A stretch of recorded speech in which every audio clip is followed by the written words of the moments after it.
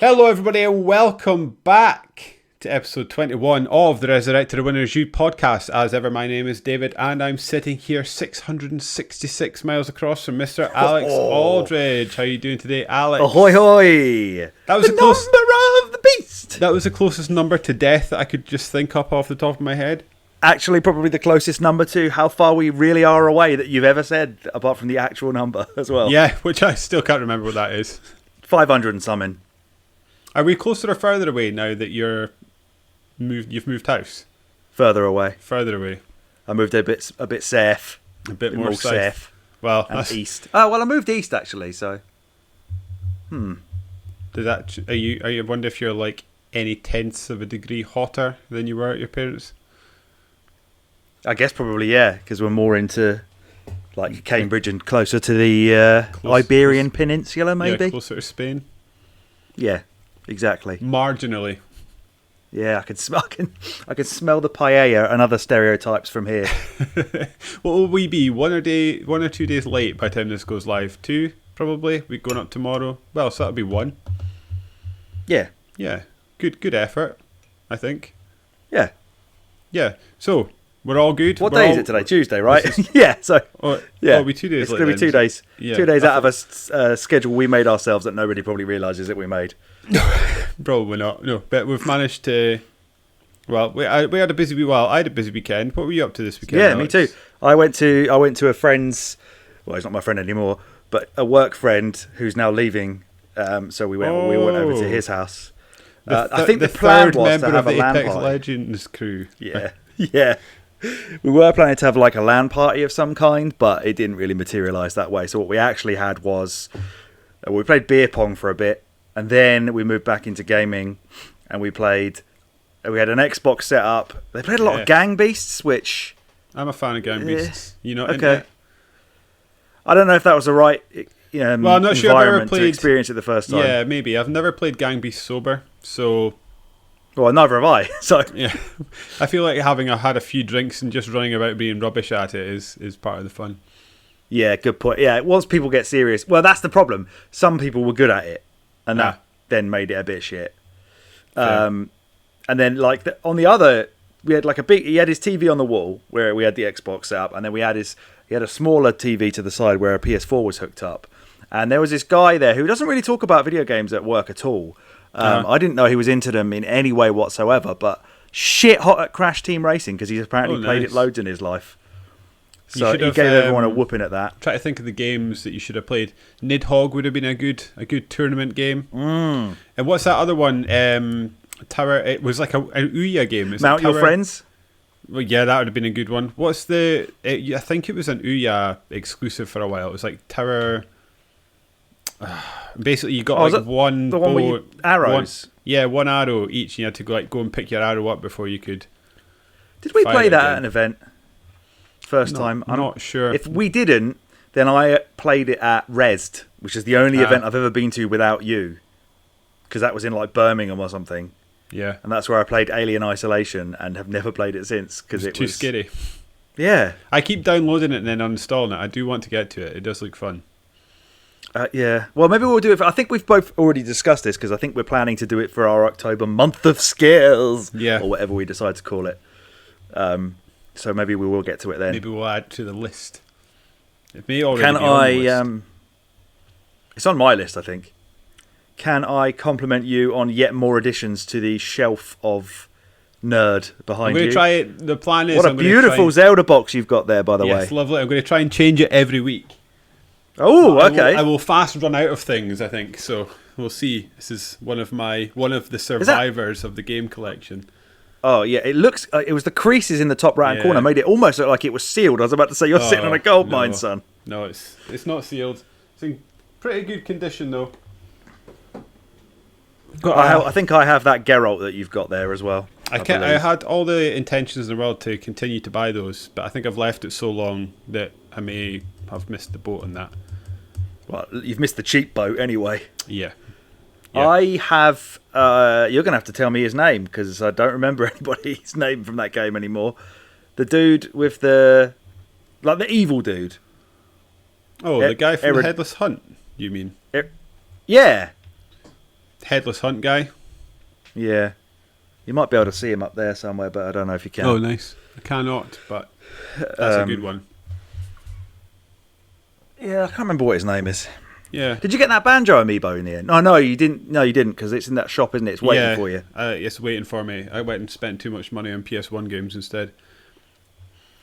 But it's on the list. This is actually one of my most prized possessions. Oh, that is a good one. I like that. Because this is straight from Super Potato in Japan. Oh, is it? For all the YouTube watchers, straight from Japan. And look what I did to it. So I had a Mario one from Nintendo World in New York. Me too, yeah. And then my gran put it in the dishwasher and it faded and got wrecked. That's exactly what happened to mine. Absolutely, I could have smashed that mug off her old wrinkly face. I was so annoyed. I hope she has an open casket one day so you can just like spit on her and be like, "This is for Mario mug, bitch." Sorry, David's nan. Is she still with us? Yeah, she is. She's still okay. She's still terrorising mugs everywhere. Still terrorising mugs, just going around smashing up mugs every time she sees one. Especially with Mario's face on him. Yeah.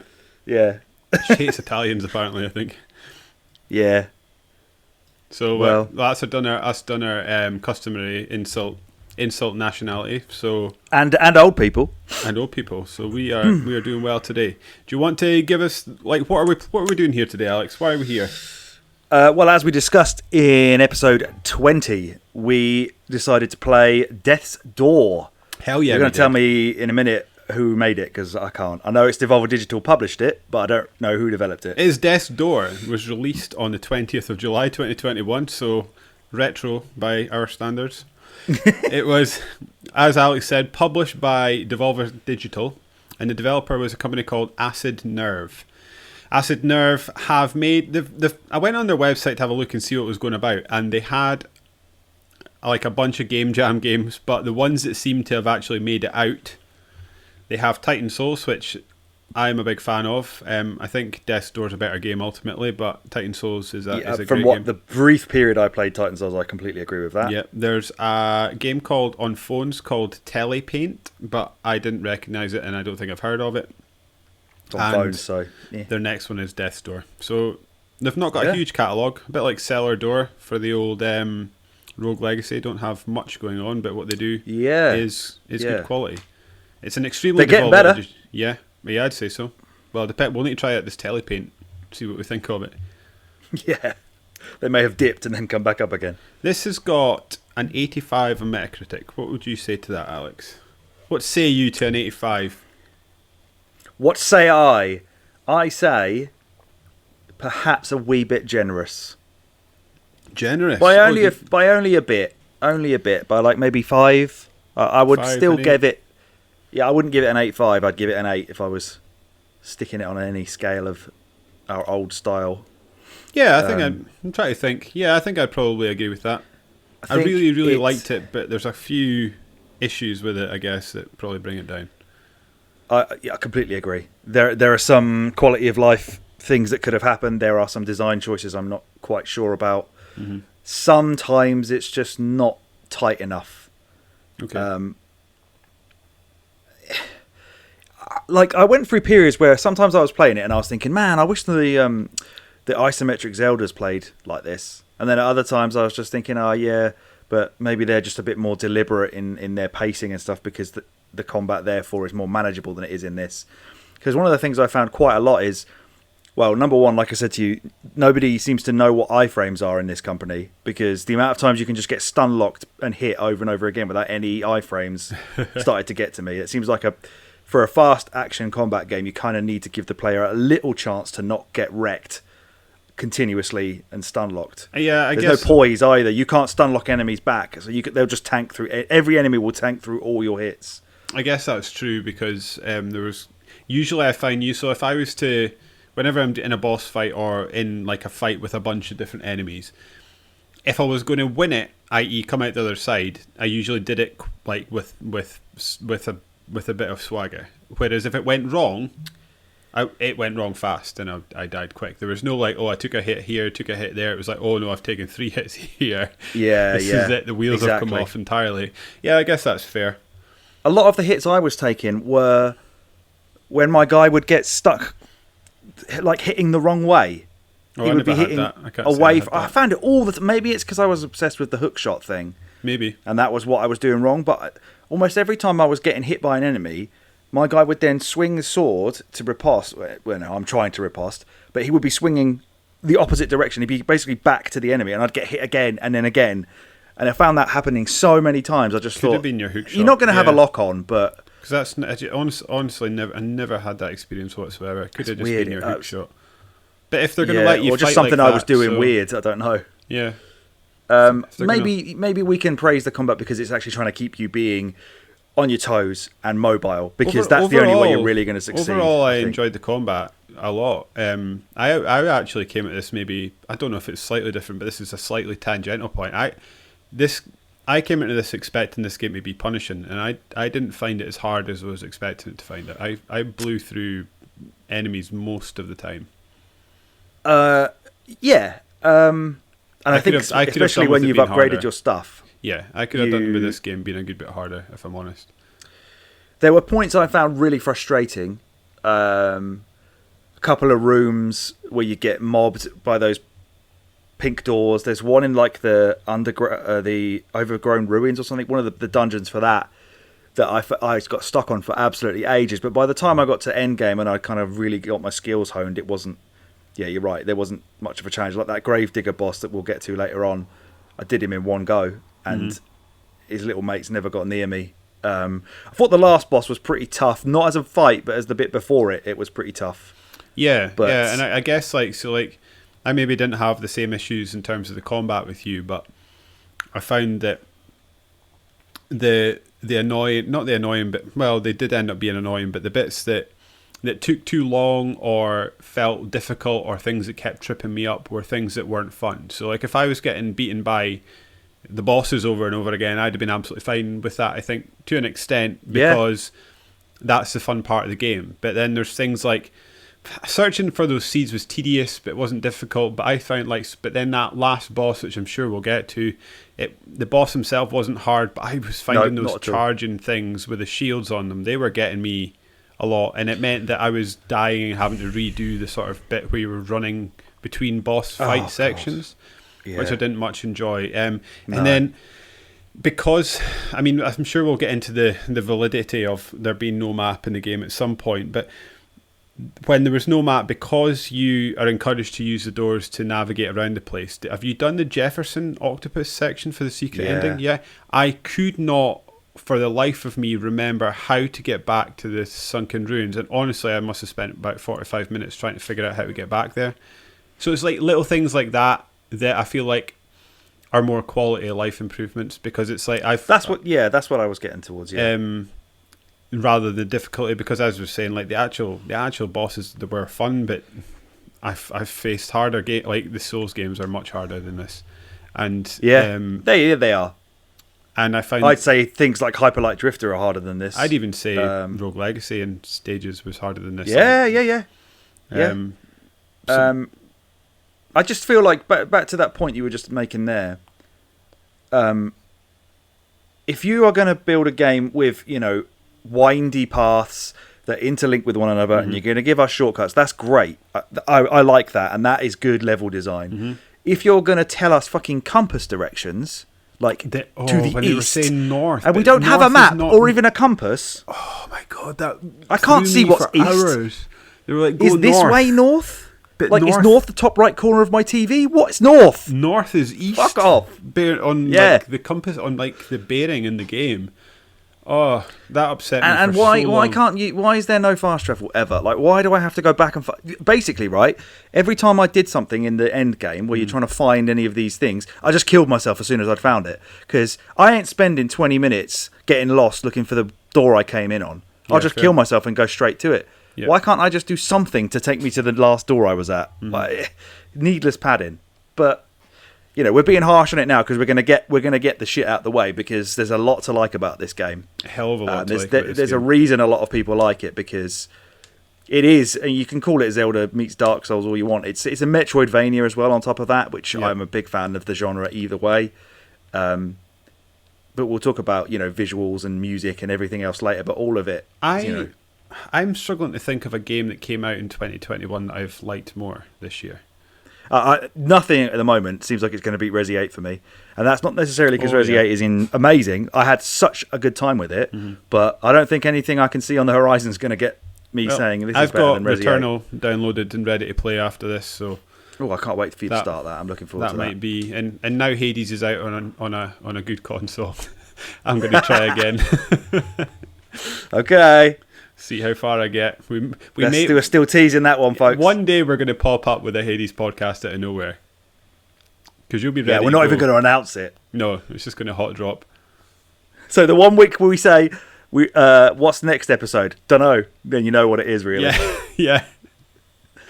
I thought for this one, it's a new game and it's a fairly standard sort of progression. There's no real choice. I've seen a lot of YouTube channels and Reddit posts talking about, this was the first boss for me. It was the first boss for everyone because they gate you with the weapons. They do tell you where to go first. Yeah. So it's a pretty standard linear game. So we could just go through each section. We don't have to spend a lot of time in each area. We don't have to spend a lot of time in each section, but we can cover it all.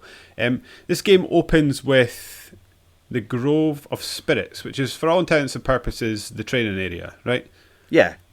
Did you got any thoughts on that? Not really. It sort of introduces the base mechanics, lets you try out the bow, which ended up being my favorite. That or the bombs. The bomb were my two favorite weapons, the go-to weapons. For a boss or one of those big armored bastards, it has to be bomb, I think. Oh, if you can get your bomb off, it'll kill. Yeah, that's tough though. That is tough. Yeah. I really liked the flame once you upgrade it to give them burning, because I don't think I ever really used it after them getting that extra damage constantly after you've hit it was so useful. Should have used it. Yeah, I would normally start a fight by burning them and then hook shot at them constantly, and they'd normally die pretty quickly because they'd get that extra damage on top. The demonic forest spirit looked like she fell out of Cuphead to me. Did you ever play Cuphead to get? Yeah. There's quite a lot of different sort of styles that I was picking up on as I was playing this. I would say that is an excellent comparison that I hadn't really thought of. I kind of likened her to something Zelda. I think it's in Skyward Sword. There's a weird octopus-like boss that she reminded me of, but the Cuphead comparison is way better. I felt like the Urn Witch was total Studio Ghibli, like Spirited Away. Yeah. 101. Great shout, yeah. So, yeah, but she was very, very easy. I thought she was the first boss of the game at that point. I was like, oh my god, this game is well easy. I thought you felt like an absolute boss after you laid out that wifey. But yeah, I think you're meant to beat her. It's kind of hard not to beat her first time, isn't it? But there's no way you can get the umbrella for that part, right? You start the game and you have the sword. So this is where I worry about this umbrella. Yeah, no, you can. You can get the, so I've started the umbrella run. You can get the umbrella from Go. Well, do you start? So you start off, you get off the bus, and then you go into the Hall of Doors. Yes. And then you go up the stairs into the Hall of Doors, and the umbrella is up another staircase sitting against yeah, that's right. I knew you got it from there. I thought you just were forced to go through that tutorial bit first. No, you're all good. I had a look first because I was like, I don't want to go through a 15-hour game again. Yeah. And not get this achievement. I'm looking forward to that one, actually. It actually makes the hard thing you want, mate. Yeah, it does. I think I fought the. I haven't got too far, but I've beaten the demonic forest spirit, the guardian in the door, and the boss, the sort of mini boss in the Urn Witch estate. That's off on the right hand side. He's just a massive knight. I've fought those three. I thought I was a right boss when I figured out a way to fight those guys. I think you can kind of if he's here, you can sort of stand a little step to his right and just basically circle around him, and he'll never be able to hit you. But once you get the hook shot again, I didn't need to worry about anything like that. So the first. I actually thought they were going to. Sorry, I actually thought they were going to use some sort of rain damage, acid rain. So you'd need to use the umbrella because it said something about keeping you dry. Oh right, okay. I actually thought it was going to play a part, but it really is just here's a hard one. When he runs, or the little crow runs with the umbrella up. Oh, And does he? Yeah, Oh, okay, so that's I was sweet. like, I never even equipped it. I was like, is it slowing me down? I couldn't figure it out if it was making me run slower and move slower. I'm going to have to look this up because I couldn't tell either way, because obviously I was already feeling it because you go back to the start and your character's much slower than he is at the end anyway. But I don't know, like, We'll get to that later. I mean, because my problem is, or my sort of, not problem, but notion about the umbrella run is that, like, so my playstyle sounds like it was very different to yours, but the only time I ever used my melee attack was to get my ranged attack back up. So what I would do is I would get in close, get my melee attacks up, then get away and use up my bomb and my arrows, and then get in close, get my melee up again, use the bomb and the arrows. So I spent most of this game at range. So in theory, You basically built yourself a mage build. yeah. But in theory, that because I'm not overtly using my melee weapon to do damage, my damage isn't being done with the umbrella anyway. So it's like, is there any other sort of penalty from this umbrella? Like, is it hampering my movement in any way? Is it, like, what is it doing? Because if it's not, if it's just a damage like debuff, it shouldn't really affect me too much. No, I was about to say, yeah, you can min max into your magic stats again, and you probably will. Yeah, you'll be. I'm gonna have to be the one who's changing up my playstyle or adapting to what's gonna hamper me with this. You should be all right by the sound of it. Yeah, I think so. But we'll see. Interesting. Yeah. The first proper area of the game is the Lost Cemetery. What's your feelings on this area? When I first started this game, I was quite intimidated by this section because initially it seems like there's a lot of choice in terms of direction and trying to figure out, and because there's no map, trying to remember which way you've gone and then try and get your way back to places. I found it intimidating is the right word. Yeah, with the isometric viewpoint, you're not able to see any landmarks in the distance whatsoever, and the camera pan doesn't really go very far, so you really have to sort of tell yourself, okay, if I want to get back here again, I kind of just roughly have to go up a lot and keep trying to go up until I get back to the summit or wherever it is that you're going. As far as hub areas go, I think it's pretty neat. This was my trial area for upgrading my melee attacks, where I started to get really frustrated by that because I would base these enemies here. So the ones that they actually attack you, they normally take, I think at the start of the game, they take either 2 or 3 hits. I think it's 3 hits. It depends what weapon and it took you're me using, till I'd got... Because I was using the umbrella and it was taking me 5 when I was playing it yesterday with the umbrella. Yeah. So with the regular sword, it was basically taking me 3 hits to get these killed. And every time I upgraded my melee attack, I was going back and expecting it to at some point take 2 hits. And it didn't take 2 hits until I got to level 4, I think, of my upgrade, which is a criticism that I forgot to mention earlier on. And we've discussed this between the two of us off air. But I felt like a lot of the upgrades are so minimal, maybe, or at least they don't feel tangible enough when I've done them, that I ever really noticed I was upgrading anything. Like the speed one, I was doing this where it says, you get less of a cooldown between dodges. I never felt that it was ever any quicker to dodge. And as soon as I did it, every time I'd be spamming that A button and thinking, this is just as slow as it always was. And the weapons aren't getting any stronger, and the magic still takes the same number of hits and everything. So I don't know. I didn't really understand the upgrade stat system in this game because it never really felt like it did enough, or it gave me anything that I could actually pinpoint and say, there we go. Maybe because they don't take your souls off you when you die, they've made it less important. I don't know. But I was disappointed in the upgrade system. I don't want to be one-shot and everything. Definitely not. But I think, as I said to you before, when enemies don't have a health bar, so you can't, and it's not got damage numbers that are coming up like an RPG, and you're not seeing those numbers go up, the only thing you've got to go on is how many hits is this thing going to take before I've killed it. And when it was always coming to 3 on the worst and easiest enemies in the game, level by level, until I got 4 levels in, which is about 1,000 souls, that's when I started to think, like, I don't think these are even doing anything. And I just felt disappointed that I'd wasted souls there and I should have done something else. But I don't know. That's one of the biggest disappointments I found was the upgrade system. I know we're going over old chat, but I guess the listeners, us viewers, haven't seen this. But yeah, I think for me, for that, I think as a sort of compromise, if you and I were designing this game and discussing it, would have been to surface the damage stats in some way so that you could see how it was. Because I mean I think we agreed for the most part in that, like, you don't want to be running roughshod over the enemies in the regular game. So I'd be interested to see how much these improvements are and how much they sort of affect you fighting bosses. Because I think scale it. Yeah, because I think that's how the damage stats probably do manifest themselves mostly when you're in a bigger fight rather than up against a lot of these sort of regular mobs. Yeah, I mean, if they made, say you get to like the third area of the game and you haven't upgraded your weapon at all, if those enemies are going to take 5 hits to kill, then I don't mind being able to one-shot the enemies from the first area of the game, because that's basically how most of these games work, isn't it?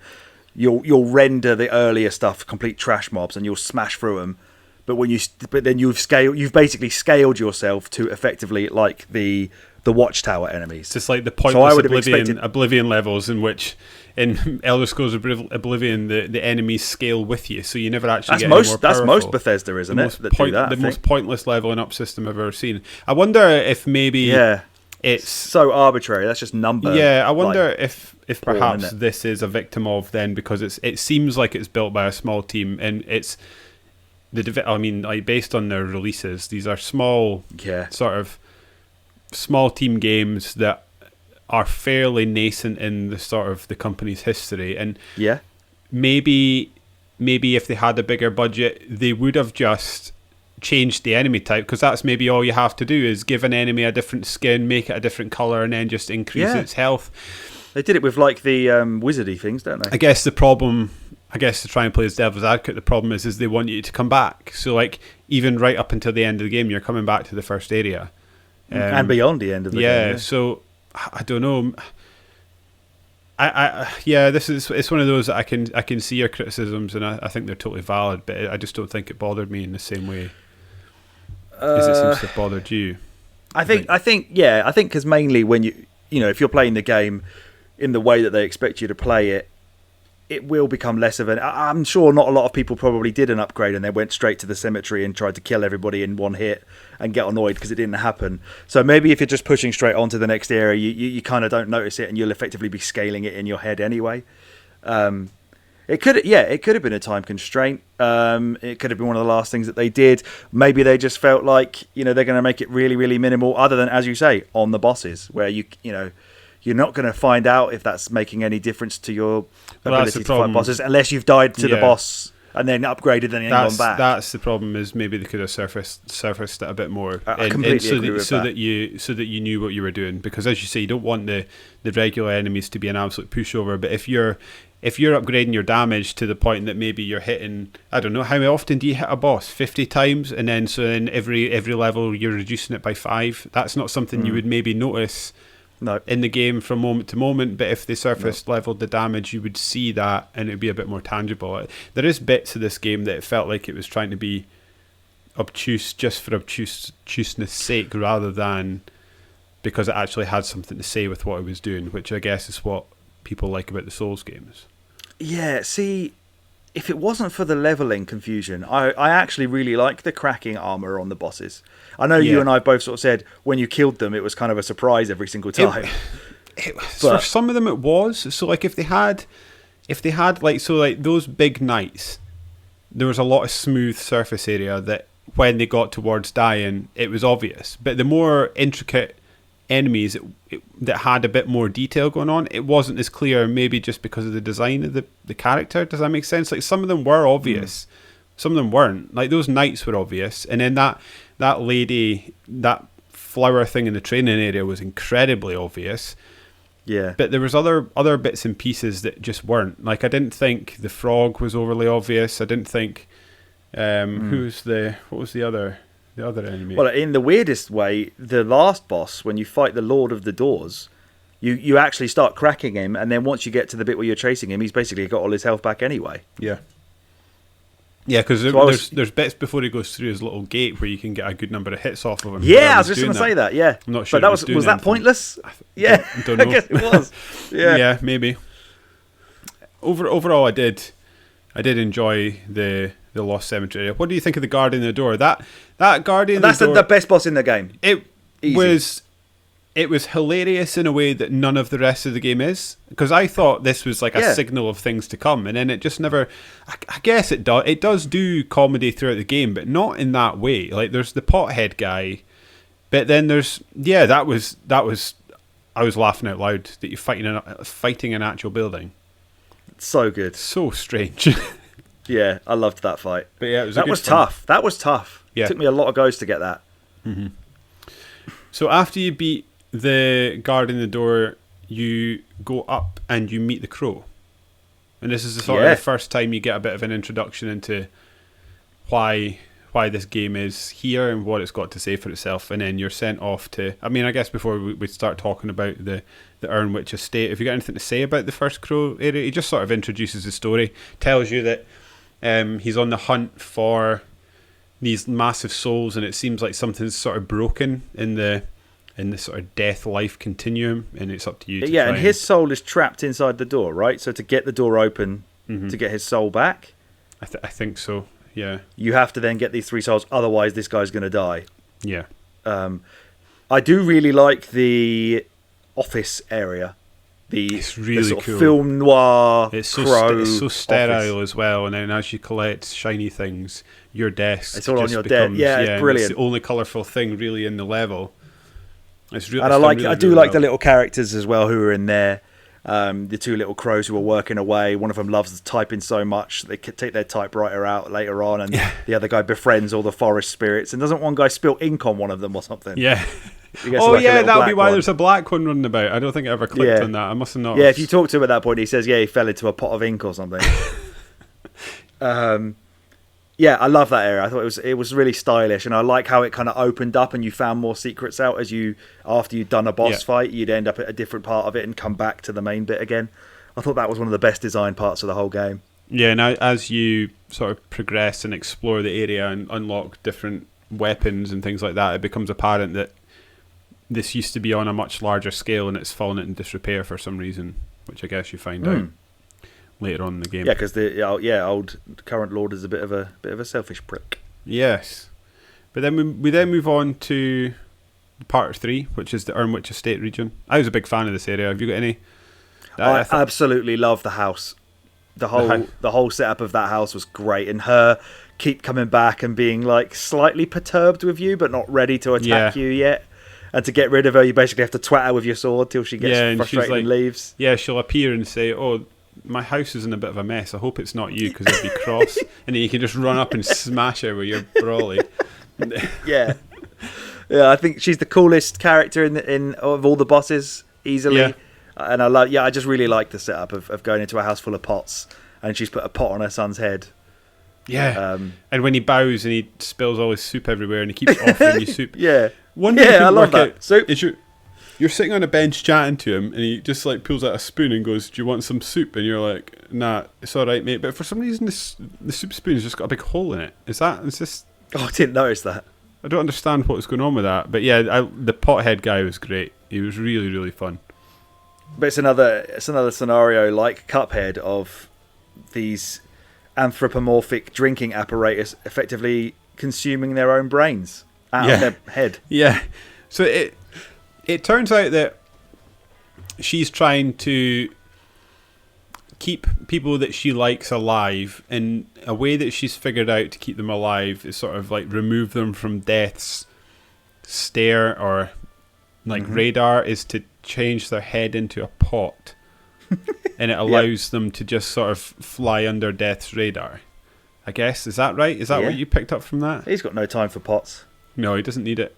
But his pot's gone kind of wrong, because the other ones are sort of urnish or plant potty, but he's got like kindling and stuff for a neck. Like yeah, he's like a cauldron for it. Yeah. I thought I was convinced when I first met him I was going to have to fight him at some point. Oh yeah. But he's sort of... Luckily we didn't. He's sort of a rubbish onion knight from That's exactly. Bloodborne, Sorry, isn't yeah. I can't believe I haven't made that point yet. Yeah, that's exactly what I thought when I first saw him. I even said it out loud. Oh yeah, there we go. There's the Onion Knight. Yeah. Because he's kind of chubby. He's got a big circular head. He's your mate. He wants to follow you around and join in your adventure. He's just a little bit shit. Like when you get into the witch's mansion that he's wanted to do the entire time, and then he sort of says, "Right, I'll guide the door. Off you go." Yeah. And he just stands in an empty room for the rest of the level. You're right cool though. character. The estate of the Iron Witch, or Ceramic Manor, sorry, is absolutely fantastic, isn't it? Oh, it's brilliant. just like top to bottom. I like the way. I just like the feel of it. It's just quite eerie, but also I don't know. It is foreboding in a way. Like that room with the big chair in front of the fireplace. I don't know why, but that is just really, really, really quite a powerful area. Even though I don't think there's much in it. If I'm honest, I think you just run through it. Yeah, no, I don't. There's nothing in it. I don't think. I think there is actually a pot that you can hit, and it'll actually attack you back in there. What is it? Yeah, I think so.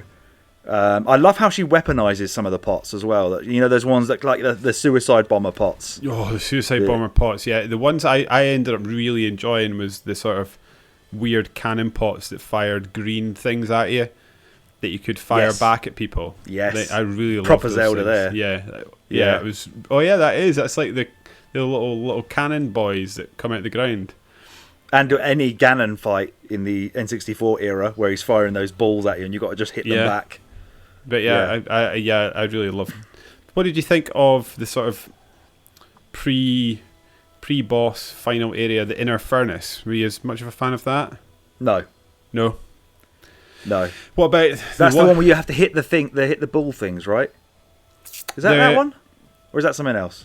Might be. It's sort of the area where it's got all the lots of like hydraulic arms that are like they'll lift you up onto different platforms, and you encounter the area. It's like a witch doctor with a massive poison I hate those cannon. bastards. Oh my goodness. Yeah.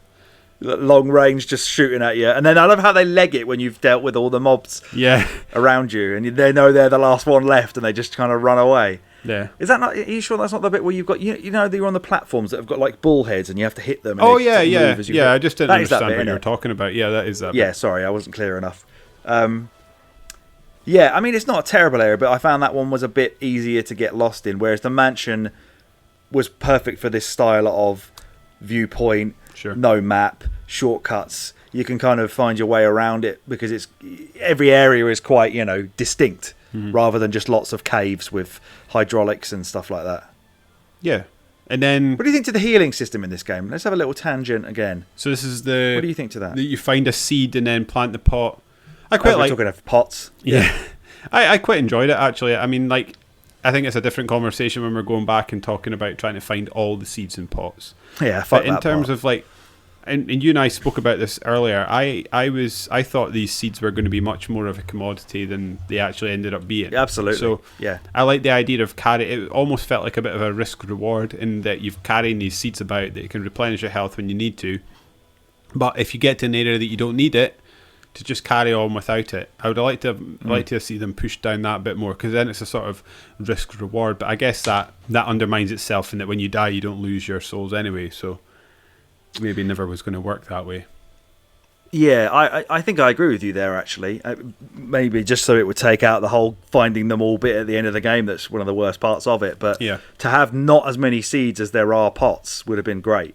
Yeah, I think so. But then maybe you would just kind of like unheal yourself into a corner, and that would be too frustrating for some, I guess. Yeah, but yeah, for the most part, I like the idea that you've got sort of set places to heal. That gave it a bit more difficulty without actually having to change the fundamentals of the way the game plays. It's just kind of like, when are you going to go activate this pot and when are you going to heal from it? Mm-hmm. That was quite annoying sometimes when they put them in the middle of where enemies were.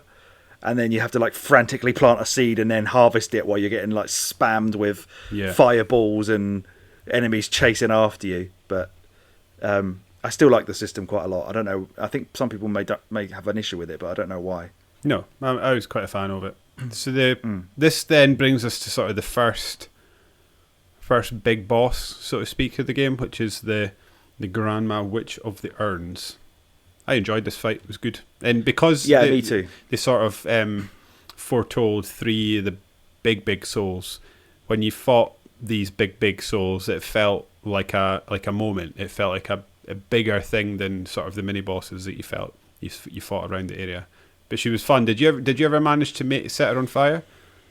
Yes, by accident, but yes. Yeah, I did it by accident. And then I was obsessed with doing it every time she jumped into that pot again.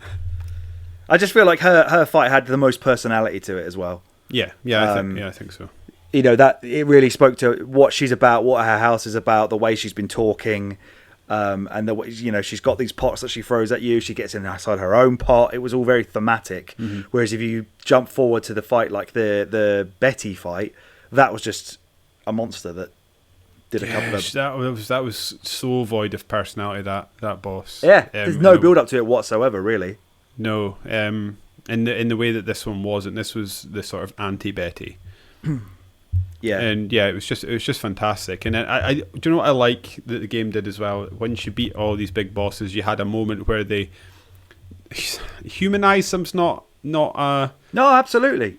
But they sort of provided them with motivation. They weren't all just these brainless idiots that were evil. They all had motivations. Like I say, with this woman, she was really just trying to keep people she cared about alive, and it probably corrupted her in a way and sent her in the wrong direction. But this was something that, yeah, it was like even the worst people have got people that care about them, and I just thought that was quite a nice little moment after each big boss.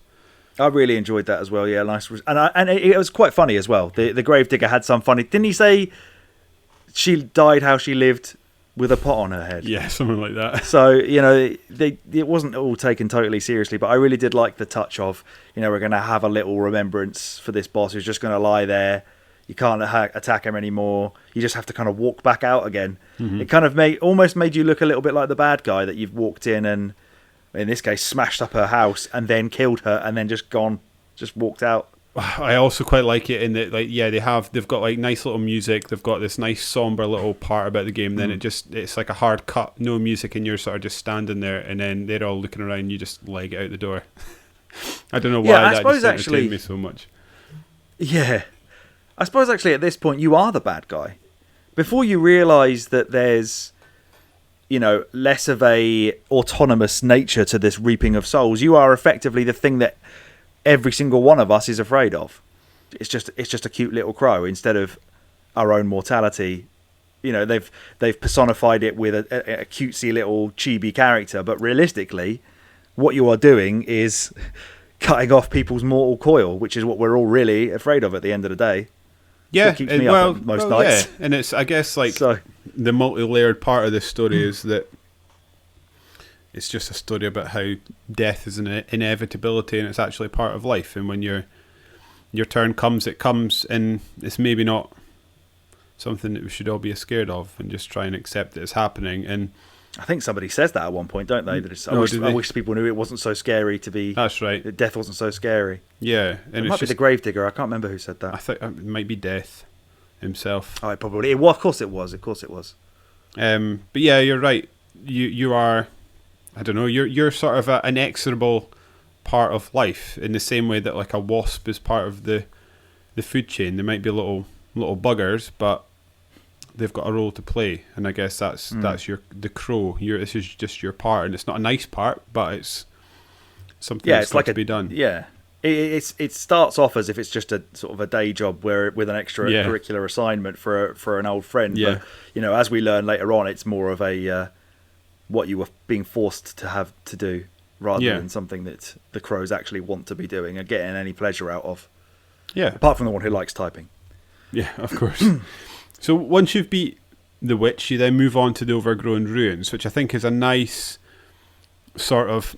Sterility is not the right word, because it's quite the final area before the grandma is quite industrial in feel, but this is sort of feels like everything that the witch area isn't, this is. So like it's a bit more wild feeling. It's less man-made. It's like, so like in the way that like I was saying before, the inner furnace is quite industrial, and the mansion itself is quite sterile and clean and crisp, hard lines. This is the complete opposite to that. It's just a forest that is sort of, well, it's there's evidence of walls and things, but they're clearly in disrepair. and the forest. Well, the is forest clearly... seems to have become slightly sentient and taken over, right? Yeah. This was the most Zelda area of the whole game. Yeah, you There's played so way much more Zelda Zelda than about me, it. so you can speak to that far more. But Yeah, like the little village of all the little, there's the forest creatures, the plants attacking you. There's just the look and feel of it was very Zelda. even having to go and get that plant creature's flute, that Yeah, was very exactly. Zelda-y. Yeah. Yeah, exactly. I like this. I like this area, and it was an area that clearly, I guess they all did to an extent, but this one really spoke to me because it really used all of the things that you can eventually unlock. Whether that's the bombs, whether that's the hook shot, or whether that's like the fire. Like there was clearly this was alluding to that this is an area that's got a lot more to it, and even once you leave, you'll be back. Yes. Yeah, totally. Yeah, there's a lot of stuff effectively hiding in plain sight, wasn't it? A lot of things that are just out of reach. There's some stuff in there that I still haven't figured out how to get. There's a section of like some hookshotty bits that have those little pink orbs of souls. I still can't figure out how to get. Just don't know how to do it. Yeah, I guess there's not much more to say other than that. I enjoyed like I said, the visuals. I loved that flower that when you hit it, it sort of fired a big mortar at you. Did you find yourself hitting that in the middle of a fight every time? Like so kiting enemies over to you. The dudes behind you are getting fucked right up in a minute. Yeah, it was really good because this is one of they really start throwing enemies at you in this area, and that's a good way of sort of managing them. Big precursor to getting your own bombs, which I quite like. Yeah. There's a lot of stuff that, again, in Zelda games that will do that. So, especially like Ocarina of Time, you'll have these little bomb flowers, and you can pick them up off the ground and chuck them at stuff before you get your own bombs that you can then use at your leisure. Okay. So this was very similar to that as well, using the environment to get through it rather than your actual inventory. Yeah, the other thing I liked is those overgrown plants as well that you would hit, and then it would either open up a bridge or it would pull you up to an area above. Yeah, it's just a really well designed area, I thought, and I was a big fan. Yeah, really sprawling. Yeah, for sure, I liked it. Once you've done that, you move on to the mushroom dungeon, which I guess follows the same sort of idea as the overgrown ruins, but it's just a bit more claustrophobic, and there's not as many. It doesn't feel as open, I suppose. Yeah, absolutely. I mean, this is one of the bits, like I was talking about earlier, that I struggled with because there's one room where there's sort of some squares of water and you have to kind of run around while you're just getting attacked by a lot of those enemies that can chuck. I think they're like the big knights with some shields and they can throw like bombs at you. So we'll go on a quick tangent here again. How did you feel about the game seeming to, in my opinion, maybe overuse a little bit the doors where enemies come in from, and it's just like waves of enemies and you're kind of having to deal with them before you can progress, because it seemed to carry on for almost the whole time. I did like that once you defeated them, then they never came back. Even if you die, those doors aren't coming back again. But did you, after a while, I did think to myself, like, they kind of have used this over and over again, and it does seem like a lot of the combat in this game is fighting the waves that come out of these doors rather than any of them actually being set in the level.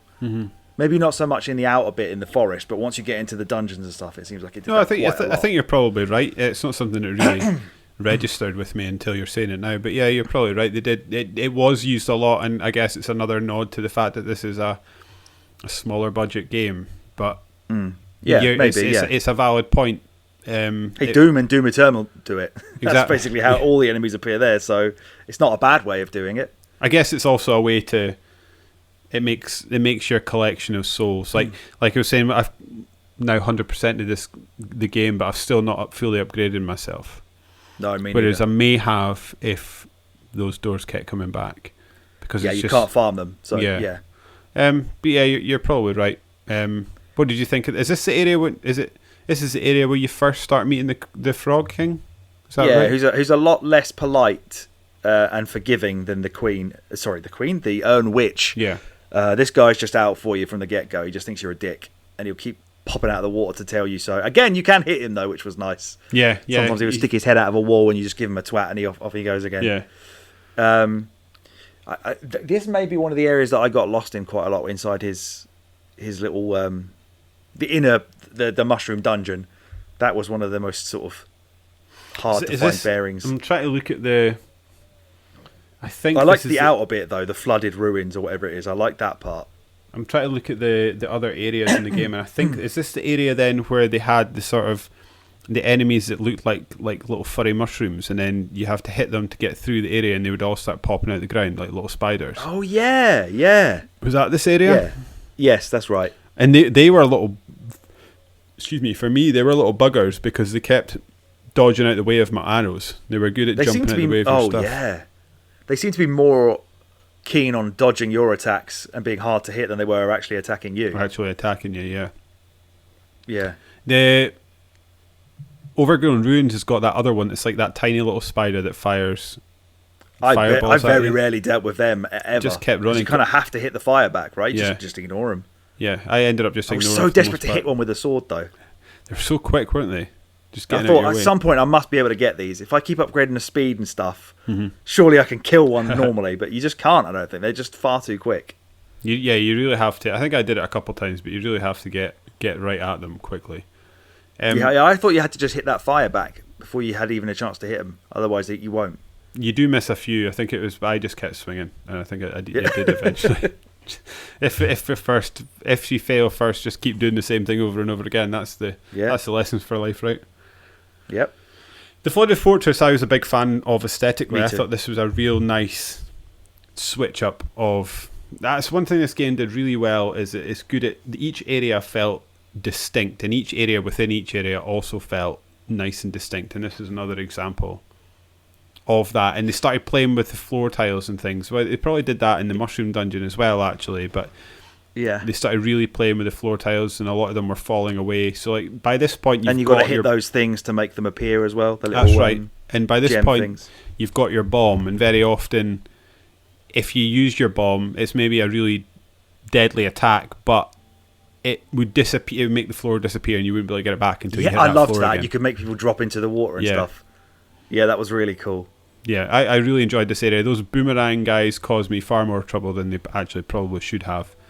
But yeah, this is a fun area. That another one that felt really winding, and like you would spend a lot of time exploring an area only to find you were back where you started, really unlocking a shortcut so you could get back again.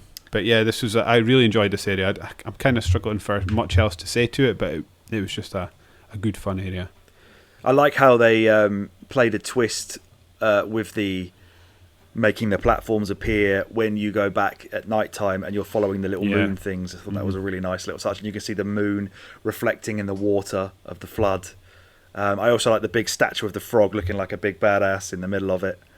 Talking about that sort of happening, did you ever notice, see if you went into a room and someone fired like a fireball at you, if you immediately roll back out the room again, you can still see the fireball in the darkness. Really? Yeah. Almost like the room was still existing even though you weren't in it anymore, which I thought was quite interesting. Oh, weird. You saw it quite a lot in the Mushroom Dungeon area, specifically. But yeah, I did have a few moments where I got hit with a mushroom as I was walking through hit with a fireball as I was walking out the door to go back to the main thing. I had one that I took a clip of and I'll send it to you so you can put it here in the video for YouTube watchers, where like I was running away from somebody and I opened the door to go back to the main thing, and somebody hit me with a fireball and like knocked him on his ass, but then he still somehow got through the door. It was really, I didn't lose any health from it, but it's a really weird little sequence. That's reminded me of an area. I think it was in this area where it was like one of those pink doors that would appear and you'd have waves and waves of enemies. I died as I killed the final enemy in a door area. Oh, really? It still killed me, but I went back to redo it thinking it had killed me, but it had also registered that I'd completed the area.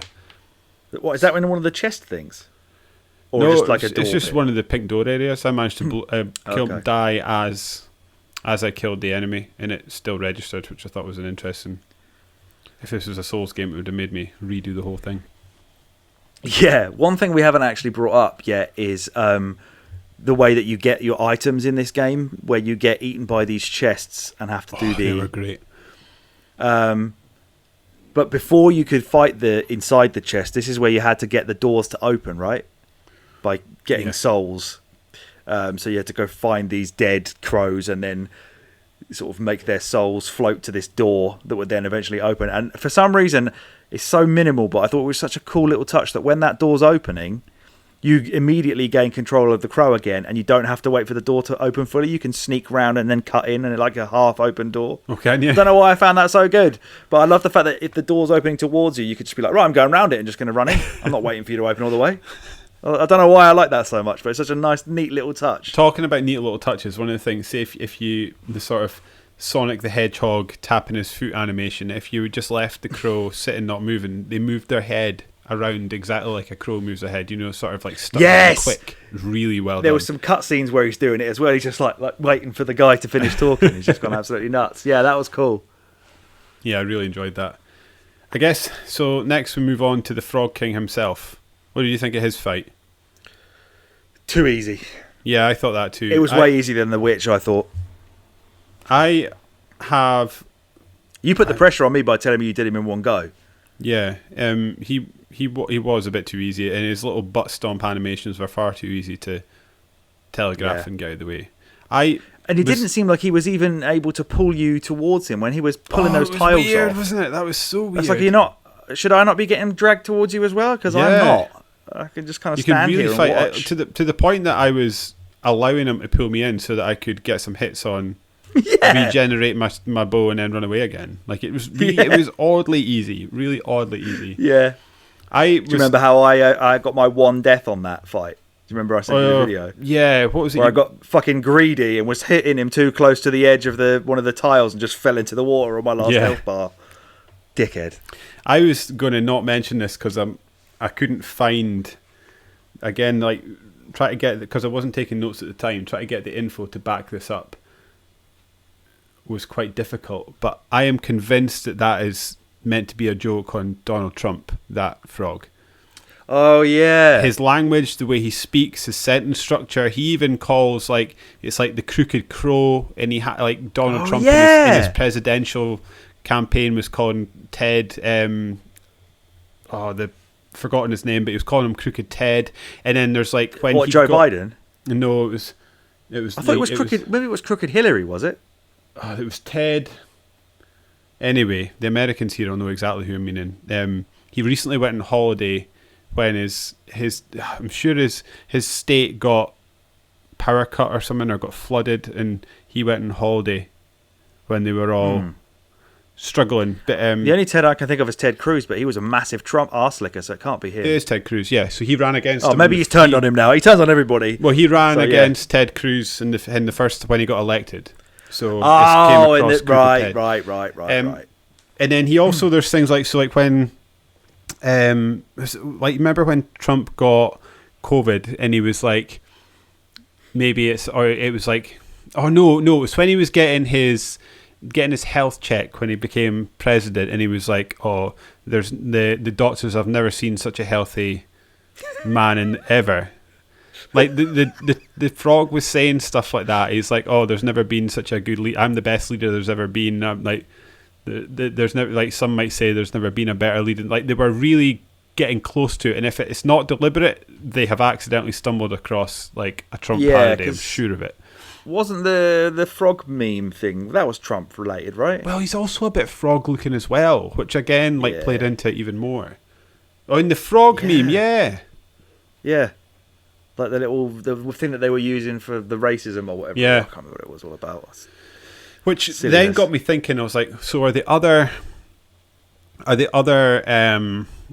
bosses supposed to be parodies of other people as well? But I couldn't figure the other ones out. So they're either I am way off base with the Trump frog, or I just don't know who the other people are meant to be. But I couldn't figure it out. But I thought interesting. I thought it was. But I'm. I suppose for the most part, the Urn Witch was a bit wet, and she seemed to have money and value old stuff. Maybe that was Theresa May. Could have been. Yeah, I don't know. Just wanted to have a dig at Theresa May. Fucking useless wet fart. But yeah, I thought that was interesting. Fuck the Tories. Yes. So the next part we've got is the Stranded Sailor. Oh, what a great area. Featuring my favourite character in the game by a long way. Who's your favourite character? The old squid Jefferson on the back of a corpse who keeps making these really obvious transparent comments about how definitely human he is all the time. Have you? Oh, yeah, and have you done that section with him at the end? Where of you the carry game? him on your back. Yeah. Oh Yeah. my god, the noises and the wobbling he does as you move are absolutely gross, isn't it? disgusting. But he is funny when you come in and he's like the body's on a chair. And Do you think he's that's a in dead his body? Has to be. Because he's all like rotted and stuff, isn't he? Yeah. Half Yeah. thinking it's. The only thing I can't figure out is if the squid killed him or not. Yeah, because he keeps dropping, doesn't he? So when Yeah. you're drinking your soup or whatever, it would like drop the corpse and have to like pull him back up Yeah. again. So I wasn't sure if he was like just at first. I wasn't sure if he was like a weird color because the squid has somehow possessed him. Yeah, I But thought I think this it is was just like a corpse. I wondered if this was a bit like like Men in Black, when that guy at the start of the game gets inside his basically wears his skin. Yeah, sugar, water. Yeah, that guy. Yeah. I wonder if it was a bit Or like it was that. like a brain slug kind of thing going on, or like Yeah. a Cthulhu or whatever. Yeah, But but then really, I think it's Jefferson just a can- squid fucking around with like a dead yeah, bloke. and Jefferson can sort of ride your back without face hugging you as well. So Yeah. yeah, it was unclear what sort of role that Jefferson was playing. Maybe he just found a corpse and just thought, I'm going to be a human for a bit. I'm going to make everybody some really nice, revitalizing soup. Yeah. But they won't accept me as a squid, No. so I need to go corpse digging.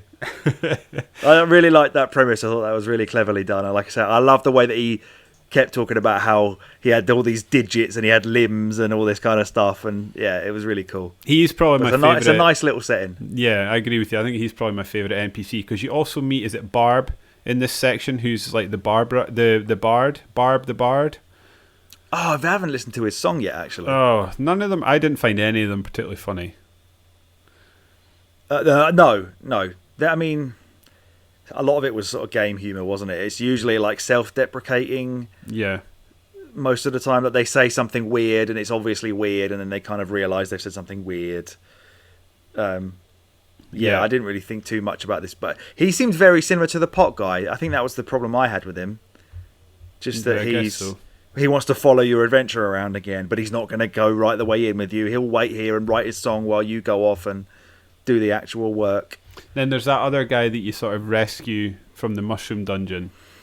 I'm unsure about what that is and what role that plays in the game. You just meet him sitting on a rug, sort of, in the sailor section. Oh yeah, doesn't he go back to the what's it called again? The Something mushroom sailor. What's it called?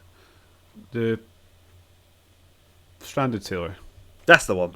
Isn't he sleeping outside the thing after? a while? After when the game goes to night, he's Yeah, sleeping that's outside. right, Yeah.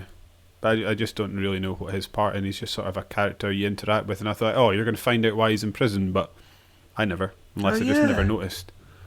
Yeah. Yeah, unless we've missed something there. Yeah, It does seem to be a bit of a nothing character. it does. But yeah, if we've missed someone, please let us know. Yeah. Then once you've done the Stranded Sailor section, you move on to Castle Lockstone. Like this as well. Yeah, it's involved. Was it Castle Lockstone or was it the old Watchtowers that had the ice section that gave you some trouble? That was kind of before the it's before one of the sections, isn't it? It's like an extra bit you can go to off the beaten path. Yeah. You can go to that specific trial bit where you've got to shoot the. Oh, that's right. It is, and then it's a trial. You've got to isn't it? do the platforms by shooting them with arrows from really awkward angles, and you're slipping about while you're trying to aim your bow, and I just kept falling off. And I thought I was standing still, but obviously I was very slowly moving to the edge. It's that last bit when you've got those three platforms and you've got to do them in a really weird order. It must be the old Watchtowers. Yeah, the old Watchtowers has their ice bit as well. Mm-hmm. So I think it's before you get to the Watchtowers is the bit where you go off and get the last shrine. Yeah, okay, that makes sense. Which was I hated that. But Castle Lockstone's a good fun area. It's nicely designed, and you get the most backstory in this one, don't you? Really, because you get to hear about all the old lords and what they were like, and you kind of realise you can speak to them all.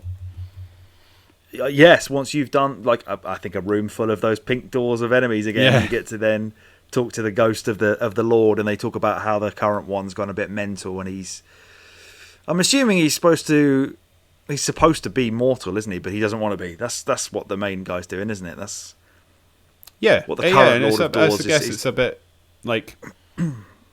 I'm reading too much into this, probably stuff that isn't there. But again, the checks and balances in the American political system that's there to stop one person getting too much power, and the pitfalls in which if you do allow one person to have absolute power, what's the saying? Absolute power corrupts absolutely. So, it's sort of a lesson on even if people have the best will in the world, if they are just left to run amok, things might go wrong, I guess, ultimately. Because as ultimately he did, these sort of things were there to do good, weren't they? They were there to sort of keep the balance of life. And then there's like a line at the end, it's like, what happens if the person who's been given all the power to keep the balance decides not to do something? Then what can you do? There's a line across all that. But yeah, ultimately these are all his ancestors that have had their time and moved on. Yeah. Again, why I keep coming back to, I just think this is a big walk-in American political system allegory. Is that the right word? It's just a metaphor for the whole thing. But then once you've done Castle Lockstone, you move on to Camp of the Free Crows, where you start to learn a little bit more, saying that there's those signs that are lying about the place, and maybe all is not as it seemed, and that they've been trying to help you in the background for some time. We've been reading about some of these people from the sort of diary entries, haven't we? Yes. These are the people. Yeah, that's right. These are the people that used to work there. I never put that together for some reason. Yeah, so it's their stuff we're reading after we've done a boss, and we come out and we get to the extra parts of the Crow office, whatever it is. And this is where we kind of find out that they really don't want to be doing what they're doing. They want to actually be mortal. They don't really care for this everlasting life of reaping souls. They would quite like to just live normally, but they can't until we defeat the Lord of Doors. Yes. Right? Yeah. Well, so then after we've done the Camp of Free Crows, move on to the old Watchtower area, which is another cool area. And then you fight Betty, who I think is probably the worst of the three bosses. Oh, it's terrible. When I first fought her, I was like, "Oh, this is tough." But once you figure out that roll, because that roll was catching me out at the beginning. But once you figure that out, that you don't roll as soon as she starts, she's not too bad. You just kind of have to keep your greed in check, which is a way you often have to deal with these scenarios in video games, is just to not expect to be able to have it all your own way. You are just going to have to take a step away, wait for her to bait this jump part of the roll, and then just get out of the way. And if you get far enough away before she rolls at you, you're fine. But if you're up close when she starts doing it, and without the iframes, she's just going to stun lock you and roll over you, and you're going to lose 3 or 4 bits of health, which was getting me at first as well. Yeah. And again, like, when you finally beat her, it seems like her whole narrative arc was she was just a monster that liked to be a monster. Yeah. There's nothing more to that. There's no layers to this one. No. Some people just like to watch the world burn, Mr. Bruce. But once you've done that, you have all the 3 souls you need, so back you head to the Lost Cemetery again. Which I guess I found myself. There's obviously a lot of hidden secrets in there. I found myself dotting in and out of that area throughout the whole game. Did you do that, or did you sort of go back here and then do a big bit of mopping up? No. As soon as I had the new powers and stuff, I was trying to look for what that was going to unlock in that area. Is it the one? It's one of the upgrades.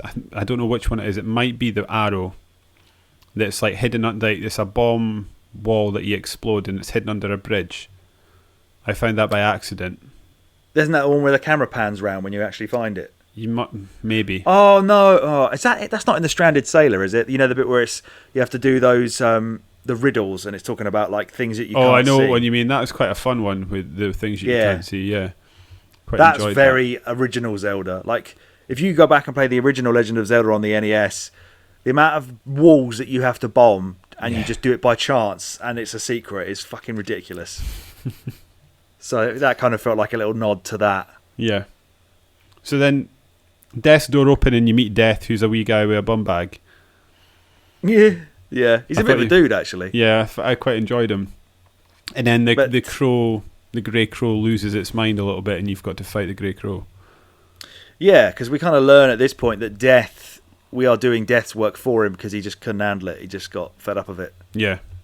Got a bit saddened by it, and that's why the Lord of Doors the Lords of Doors offered them, didn't they? They offered him this technology of, we can create doors for you that will transform you anywhere, and then we can get a bunch of these crows to do it for you. You just sit back, mate. Just guard the abyss. You go off and do that.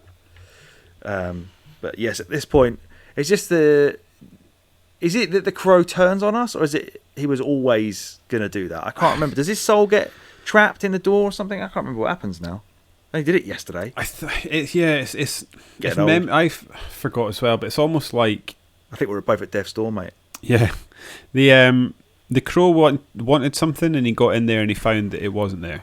That's basically right. His soul wasn't in there because it had floated off into the abyss. That's right. Because every soul that goes into the ether. So was he trying to rescue his own soul? Is that what he was trying to do? Yes. Yeah. Then he realised that because he can't get his soul back, he is going to die. He's not immortal anymore. Which is a running theme for all of them. It's a lot of the fights you end up is because they're going to die and they're trying to fight it.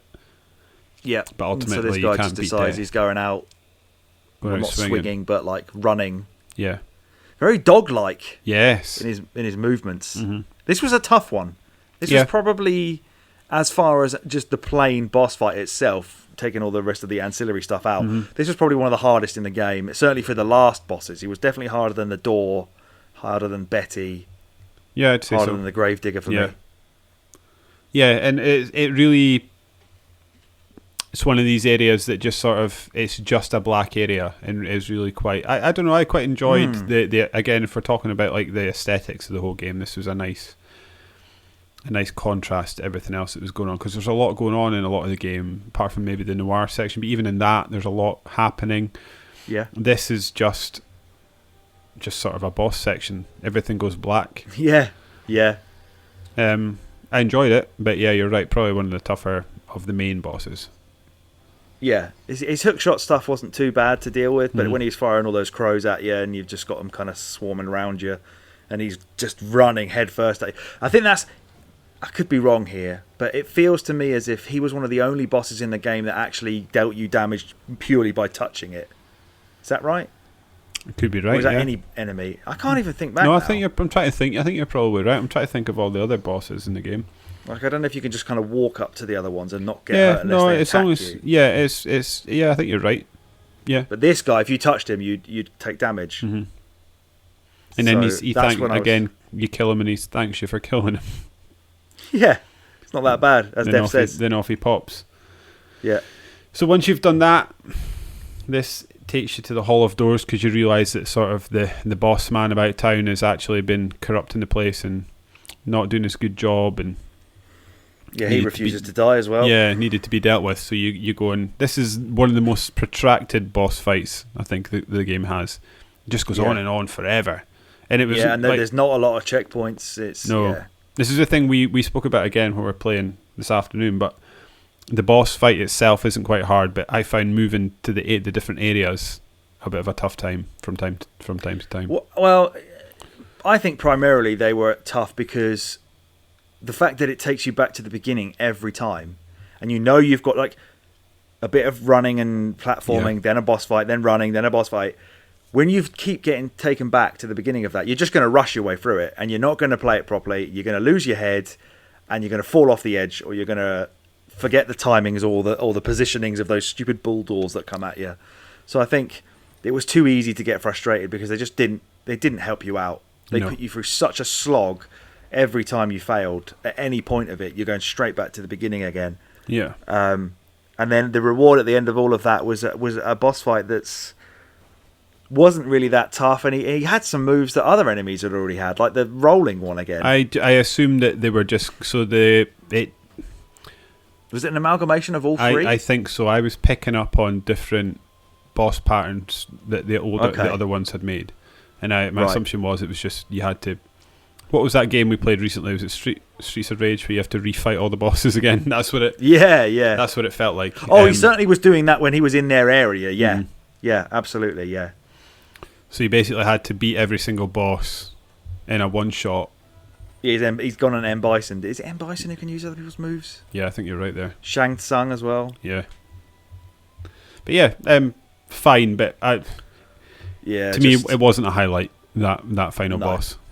I think if you look at the sections in between the boss fights, they're quite well done. Mm-hmm. They are pretty frantic. They're quite difficult. They're very tricky. You've got to use the hook shot quite a lot to kind of get out of the way of stuff. But when you have to do that like 4 times with boss fights in between without dying and not being able to regain any health throughout any of it, then they've taken all the fun out of it. Yeah. Mm-hmm. Absolutely. Which is kind of brings us to the end of the main game. You've sort of returned Death. Does Death get back to work? Is that it? Like, it doesn't feel like it's set up for any DLC, really. No, you're right. Yeah, I guess he does get back to work because there's all the free crows. Souls just kind of go into leave that area. Go into the ether themselves. Yeah, and then they just sort of then you're off to try and do the secret ending or stop playing if you want. Yeah, because at this point, all the crows are now mortal again. They can go live whatever life they want.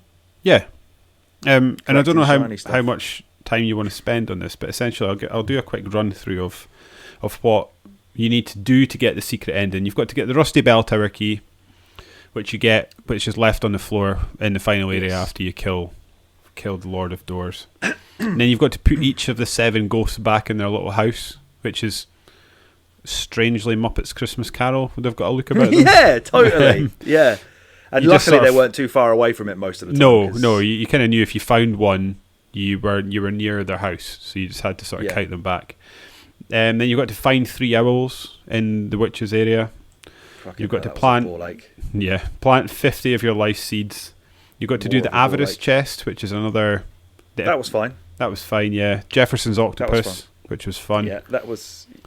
Yeah, I'm assuming if you fast travel, if you go through a door for Jefferson, then he's going to jump off. He doesn't. Yeah, he just. I tried to go through a door, and he's like, "Oh, I can't follow you there. You've got to walk." And then I stopped after that. Right, so I don't know if you can force it through a door or not, but he won't come with you. My assumption is. And you've got to light all the braziers in the watchtower area. Yeah, this is all done at night, isn't it? Yes. And then you fight the Gravedigger, which I enjoyed that fight. You breezed through it and thought it was too easy. Well, yeah, because the hook shot, like I said, was just it was so overpowered that you can just get in with that big hit and then just roll out of the way. Mm-hmm. So he was weirdly static. He didn't do a lot of movement. He was a lot of standing still and swinging at you. And he did a jump, but it didn't seem to do any splash damage when he landed. And he wasn't he wasn't homing in on you like the crow did. So it was only really when he started to give his little mates a go that it started to become tricky. But even then, like I say, I'm just hookshotting through them. You don't take damage when you're hookshotting towards an enemy for some reason.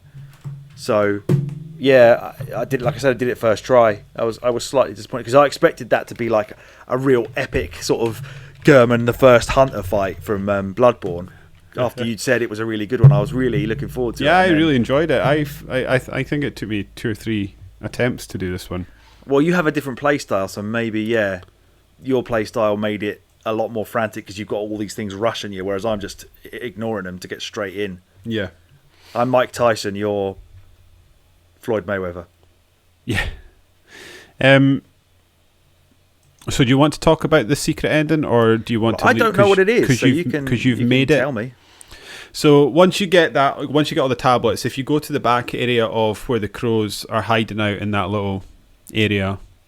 Obviously, spoilers right now, in case you hadn't figured out from what Davis just said. So if you don't want to hear the secret ending, just skip ahead a few minutes. Yes. So you go to that area, and all the little knowledge tablets light up slowly. And once you light up all the areas, you go inside, and this big eye appears to you and basically tells you the story. And essentially, what it boils down to is that immortality is a burden. From the beginning, that you're being like this chosen one, and that the other crows had known you were a chosen one from the beginning, and they had basically tried to lay. When you came into the world, you weren't going to be strong enough to sort out what had happened, the corruption that had happened in the world, and that they were to help you become stronger and then lead you towards the end. So basically, it's just it's not that secret an ending. I watched it and thought, well, yeah, I know all this, like, but yeah, it basically just lays it a bit more bare. Talks about things in a bit more detail, and basically just tells you the story about how the door guy became corrupted, and then they had to be a chosen one to try and bring him down, and you were the chosen one, which is essentially it. It's not worth. I wouldn't say it's worth seeking out to try and see it for yourself. It's just the fun of trying to get there, I think, is the So a YouTube video will do the job for that. Yeah, absolutely. If you need it. So I guess that's it. That is Death's Door. If you're, I've got here written down what score would you give it? It's an 8, right? Yeah, it's it has a few flaws, but I think visually it's really nice to look at. It's got a cool little style going for it. The music is quite pleasant, without being remarkable, I would say. Maybe that's a bit of a cliched style of music now to have in these types of games on the indie scene. But it plays really well. It's got some really cool ideas. It's got some nice characters in it. It's got some good boss fights. It's got challenge to it, and it's not too long. So, there's very little to dislike about it, really. You can nitpick it, but it was a very enjoyable experience. I was quite shocked to have a look at that when I 100%ed it. It showed me that I'd 100%ed it in less than 15 hours. So it is quite a short experience. Yeah, you could probably do this game in 2 or 3 hours, I think, if you were good enough. If you really got it down, yeah. What's your feeling now? Are you going to go back and do the Umbrella run, or have you seen enough now that you've got to the end? I don't think I'm ready. Yeah, I'm maybe not ready to quit. I'm maybe ready to give it a go. I'll see how you find it. But maybe not immediately. Maybe I'll give myself a break and play something else and then come back. I wonder if that's maybe the way to do it. And this is one of these games that I'd quite like to stream it together and watch us both chunder through this. I think that'd be really good fun. And I'm sure that GDQ next year or whenever it's going to have an Umbrella speed run. Well, there are bugs in it. I forgot to mention that. So I had quite a few as well, actually. One I noticed, usually with like scenery. Yeah, so there was I don't even know how to explain it, but it's in the Overgrown Ruins area. What's it called? Overgrown. I'll get the name right. It was called Overgrown Ruins. So in the Overgrown Ruins area, there's a bit where it's up near the camp, where there's a bunch of pink doors come, shock. But there's like a fenced out area underneath the sort of raised area that you're on, and inside it is a harder boss that when you kill him, you get a bunch of souls. I think from if you go upstairs and pull the lever, and you get you can pick up some souls. I died when I ended up down there because I didn't have enough health, but I had 2 notches of health left, and I got hit by an enemy that knocked me backwards. I hit a wall, fell through the map into that area, and then started fighting the boss fight. I was so confused that I thought I had found a secret door, and I spent a long time running about that area hitting walls because I thought I had just been blasted through a secret wall. But no, I think it's a bug because I couldn't rectify it. I had nothing like that. All I had was sometimes parts of the scenery would get weirdly frozen in the camera shot, not the whole thing. So I had these at one point where there's I think it's in the old watchtowers. There was just part of one of the towers and a bit of shadow was just following me around, and I couldn't see where I was going because no matter where I moved, it was always at the top of the screen. So I just had to keep jumping off the edge till I died and start again. But wow, you fell through some floors and stuff. Yeah. That's interesting. It's interesting. I wonder if there's any way to just cheese yourself through gated off Metroidvania parts with the braziers that need lighting or the walls that need bombing. I wonder if people are going to figure that out. I hope so. I'd love to see a good GDQ of this game. Yeah. It's made for it, I think. Yeah, but I think I largely agree with you. I think the score of 8 is probably right. It's an absolutely fantastic game. I loved my time with it, but you're right. There are problems that would bring the score down if I was being critical about it. If I was just talking about my pure enjoyment of the game, I had an absolute blast with this game. But if I was being critical, I don't think any of the flaws, totally ruin the experience for any of it. Only maybe at the end game when you're having to just do a lot of backtracking and searching. That's when the viewpoint's a bit of a problem. The lack of map, the lack of fast travel, all that shit. Yeah, because I think going through this game, I've heard a lot of people say that the game needs a map, and I would have staunchly disagreed with them, like in my own opinion, up until that area where I was trying to get the secret ending, and I was going back and forth and back and forth, and there are clues, looking for the owls and all that shit. And there are because I just couldn't get to areas, and it just felt like busy work, and it stopped being fun because you weren't really in combat throughout most of the secret ending hunt. So you're just running from area to area, and because I'd been using the death doors, I didn't have the knowledge really ingrained on how to get to these areas, and I found that really frustrating. Yeah, I completely agree. I think Breath of the Wild kind of showed a way that you can do a map that's not a cheat code. Yeah, you can mark the map yourself. It will sometimes have things that will show up there, but they'll be quite vague. It's not going to tell you the exact route to go. It's just, it would have been nice to have just had some sort of like, okay, I'm in an area now, and the thing I want to go to is like top left. So I'm just going to go to the top left, rather than just having to just follow all these windy things with shortcuts you opened a few hours before and try and remember the route, because everything just has to be, it's just busy work, painted isn't in it? your head. Yeah. Which I don't like in games. Like, I'm not a fan of just grinding for grinding's sake. I like to do my challenge and move on. The other thing that I understand why they didn't do this, because there's a lot of probably like programming to put into something that was a tiny part of the game, but I would have rathered when Jefferson took control of your body, rather than like make these things appear in the moonlight, I would have liked them to build in a swimming mechanic. And if you like, I definitely thought I was going to be able to swim. As soon as I got Jefferson, I tried to jump in the water, and he didn't like that. Me too. He said something like, "Oh, you don't float as well as the previous one," or something. Yeah, exactly. Who is a corpse, so I guess that's kind of what corpses do. Yeah, but yeah, like you say, overall it was a really great game. Glad we played it. Had an awesome time with it. And I think it's equal parts sort of charming and depressing as well. It's really weird. I absolutely loved that art style. The crow was fantastic. The boss designs were great, and most of the enemies were interesting. But yeah, I guess that brings us to the end of episode 1 of the Winners You podcast, Death's Door edition. Alex, 21. You said episode 1. Did I? Well, it's the first Death's Door podcast. Yeah, that's true. Alex, and the last. Please raise the curtain for our lovely listeners and tell them what game we have planned for the next episode. Yes, we gave this away last week, I think, in our rambling bits at the end where we try and find out what game we want to play. But next up is the 30-year anniversary of Super Mario World. So we are going to go... So if I'm going to just put a little... If I get my... Because I'm a bit... It's annoying me that I don't have my hard drive currently, because it should be en route to you. Oh, good.